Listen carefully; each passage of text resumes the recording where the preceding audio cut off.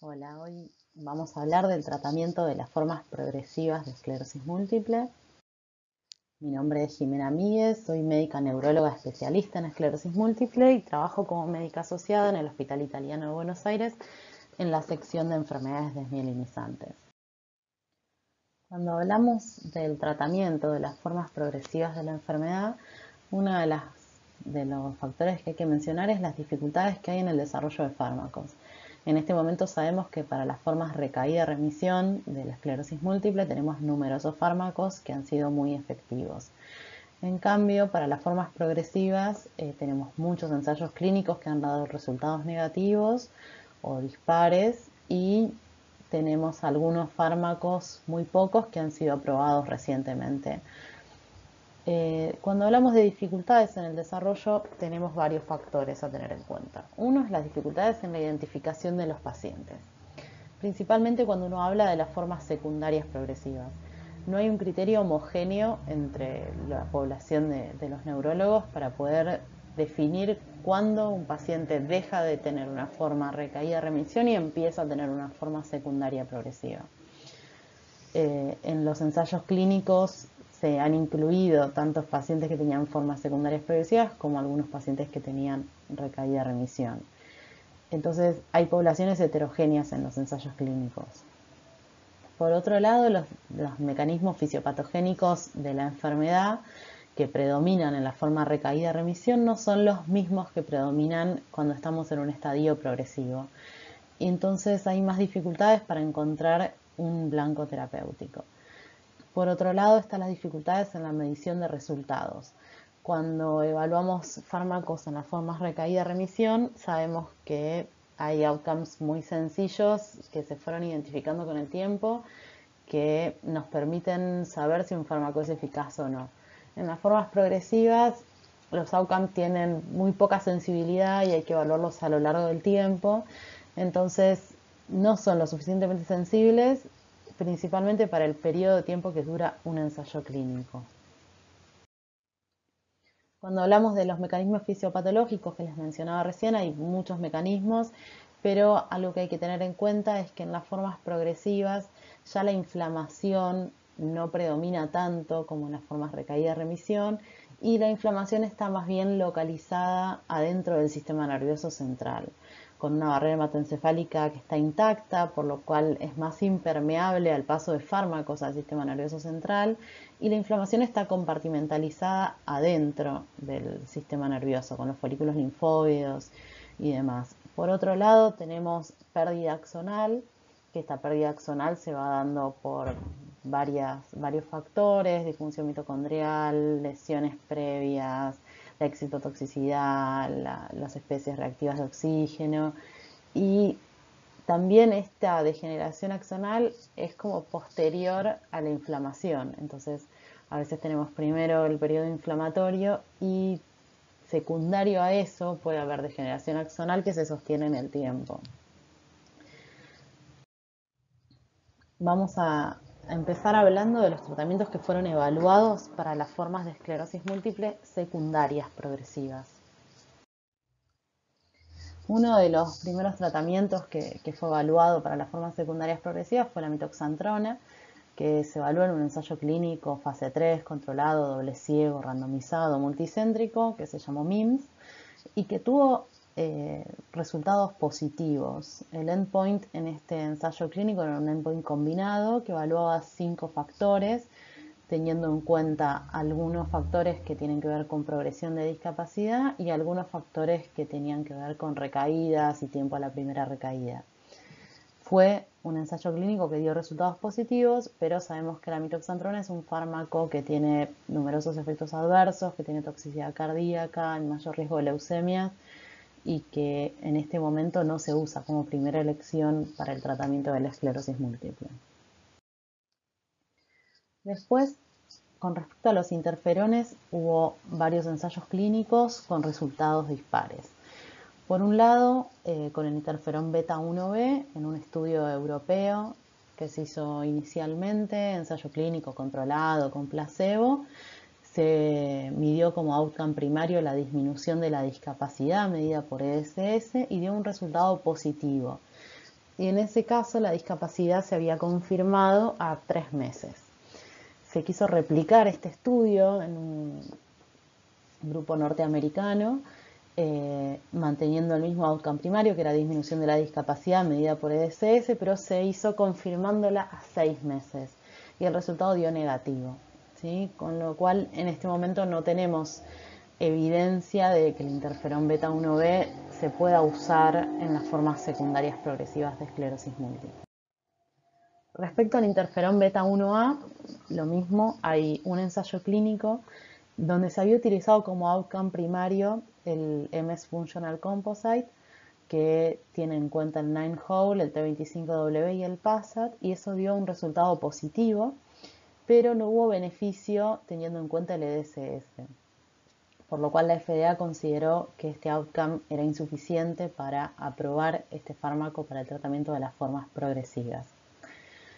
En cuanto a otro ensayo clínico que se había realizado también con interferón beta 1a en formas progresivas, pero que se utilizó el tiempo a discapacidad confirmada, no hubo diferencias significativas entre el Reviv y el placebo. También se realizó un ensayo clínico de natalizumab que se llamó ASCEND, un fase 3 randomizado, doble ciego, controlado con placebo, que se hizo durante 2 años cerrado y después una extensión, pero no se alcanzó el outcome primario en la primera fase, que era una combinación del EDSS con el T25W y el 9-hole peg test. Pero cuando uno analiza por subgrupos, la realidad es que se vio un resultado positivo solamente en el 9-hole peg test, y si uno evaluaba a más de 4 años la respuesta en los pacientes siguiendo en la fase abierta, había una tendencia a mejoría de los pacientes en cuanto a las medidas de discapacidad. Pero la fase abierta ya no era controlada, no tiene la misma fuerza epidemiológica como para poder decir que era un fármaco que se pueda usar para el tratamiento de esclerosis múltiple. En cuanto al siponimod, sabemos que el siponimod es un fármaco que es agonista del receptor efimosina 1-fosfato. Es un fármaco novedoso porque actúa sobre la microglía también y se estudió recientemente específicamente en pacientes con formas secundarias progresivas, en este ensayo clínico que se llamó EXPAND, donde se midió como objetivo primario el retraso de la progresión medida por EDSS y como objetivos secundarios el T25W, 9-hole peg test, los cambios en la resonancia, volumen lesional y cuestionarios de calidad de vida. En este ensayo clínico se vio un resultado positivo en cuanto a la progresión de la discapacidad medida a 3 y a 6 meses, con una diferencia, si bien moderada, pero significativa respecto al placebo. Volviendo al siponimod, el siponimod en este momento es el único fármaco que está aprobado para las formas secundarias progresivas y que mostró resultados positivos en pacientes con formas secundarias progresivas. Lo que sabemos es que probablemente los efectos sean mucho más beneficiosos en pacientes que sean más jóvenes y que tengan más actividad en la enfermedad, que tengan más lesiones nuevas en la resonancia en el último tiempo, que hayan tenido lesiones que captan con contraste y que estén progresando en el último tiempo.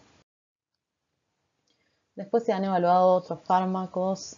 Recientemente se hicieron varios ensayos clínicos con dosis altas de biotina. Es un fármaco que tiene un mecanismo de acción también novedoso porque se enfoca más en lo que es neuroprotección. Se había hecho inicialmente un estudio piloto, open label, que había tenido resultados positivos con los resultados de discapacidad en pacientes con esclerosis múltiple. Se realizaron varios estudios fase 3, uno dirigido a pacientes con neuritis óptica y mejoría de la agudeza visual, que no demostró resultados positivos. Después otro fase 3 con un endpoint primario de mejoría de discapacidad medido por EDSS, que había mostrado unos resultados positivos, se quiso replicar ese estudio, pero se publicó a principio de este año que no se habían obtenido resultados positivos y se tuvo que interrumpir. Así que en este momento no hay evidencia de que la biotina a dosis altas pueda ser un tratamiento para la esclerosis múltiple progresiva. Se evaluó también la simvastatina en un estudio que se llama MSTAT.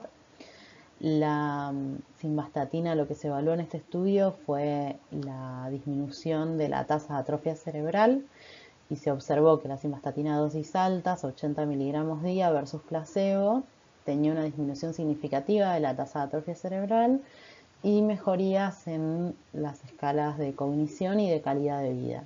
Pero este es un ensayo clínico fase 2, con lo cual se necesita un ensayo clínico fase 3, que está ahora ongoing, para ver si realmente estos resultados se sostienen en el tiempo y vemos algún efecto beneficioso.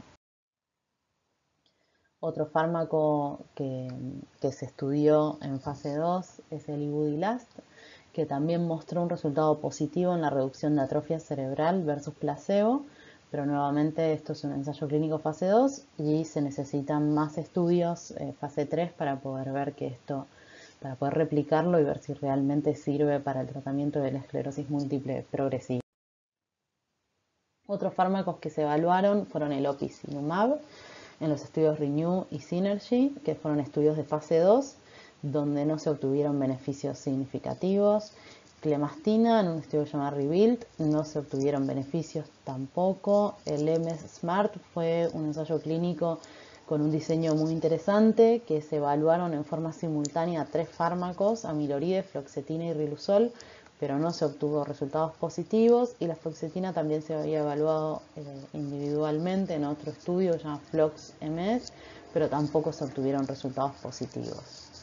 Entonces, resumiendo en este momento, los fármacos que han demostrado efecto positivo para el tratamiento de la esclerosis múltiple secundaria progresiva fueron el siponimod principalmente en un ensayo clínico fase 3, la mitoxantrona, pero que tiene efectos adversos significativos, por lo cual no se utiliza de primera línea, y hubo algunos resultados positivos con interferones que no se pudieron replicar en otros ensayos clínicos. Ahora, cuando vamos a ver cuáles son los tratamientos en las formas primarias progresivas de esclerosis múltiple, hay menos tratamientos que se han evaluado.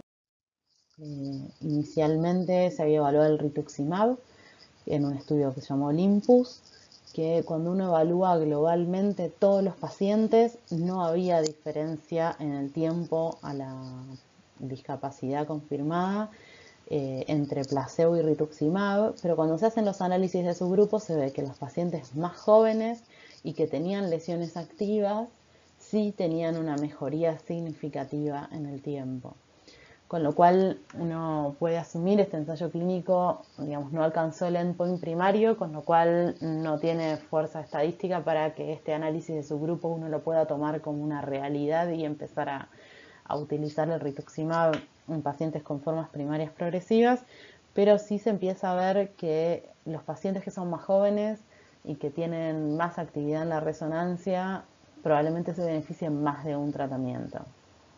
Teniendo en cuenta este ensayo clínico de rituximab, que es un anti-CD20, se realizó un ensayo clínico con ocrelizumab, que se evaluó versus placebo en un fase 3 en esclerosis múltiple primaria progresiva, y el endpoint primario fue la discapacidad confirmada a 3 meses.